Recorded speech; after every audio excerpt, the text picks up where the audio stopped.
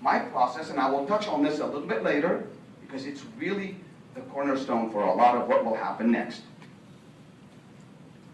I'm going to take now my second assignment, based on what I learned in the first few minutes of conversation about what they want and what they need and what they're looking to accomplish, based on me figuring out how to sync my process along with theirs.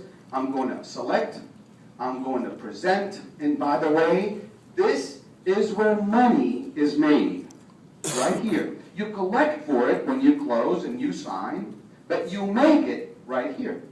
That conversation that Sean touches on a lot, price is irrelevant, the absence of value, you can turn that upside down, you can change it, and you can create the feeling on the inside that your product represents a wonderful, wonderful value by meeting and then exceeding their expectations.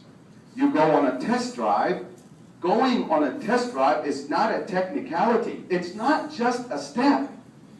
Going on a test drive is our opportunity to trigger and capture the moment of transition. Their transition from looking to buying, which now will allow me to go from showing to selling, and if you can get those two to synchronize, to be together, you're going to be okay. You're either going to be ahead of them, too pushy, a little bit behind them, you don't know what you're doing. You have to trigger it, and you have to build on it. Again, I'm going to synergize. I'm going to introduce my service department in the middle of my process as I make my transition from the outside to the inside. In the middle, not at the end. Even if you sold 30, 40% of your traffic, you're leaving 60% out of knowing this amazing resource that you have in your dealership. If you can get them to be introduced, if you can get them to use and envision themselves utilizing your service department, then you have a shot at owning them for life. So this is where I like to introduce our service department. Now there's a fork in the road, like it or not. There's a fork in the road at this point of a process. At the end of a test drive, if we've done everything correctly, we're going to find ourselves initially with the presence of someone who's looking to pursue a transaction today, or we're going to discover that they're not just ready yet. Now that initial discovery may or may not stick, may or may not be real, but it is an initial discovery. Now how you react to that, how do you respond to that, and what you do after that will determine whether you are going to in fact sell it today or blow it for even tomorrow.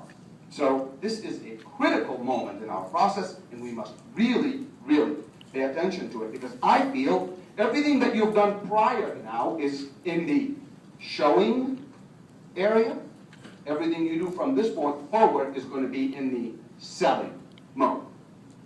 We're going to set the stage based on what we expect to happen. A write-up, a commitment and a sale, or a why not attempt to convert, and if we couldn't, then we're going to secure it for a tomorrow opportunity.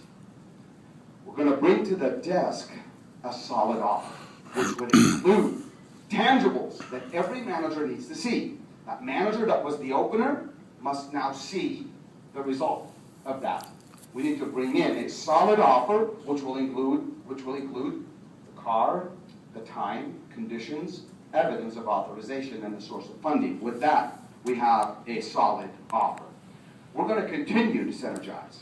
So right after third base, we're going to do what I call pre-negotiation preparation, which I will dive into a little bit later on, and that is to get the customer now to be ready mentally for what happens next. Right here, so many of us will make an error, a mistake that is costing us quite a bit of money. I'll expand on that. I'm doing this a little bit to tease you for what's coming, so there's a purpose for my little teasers.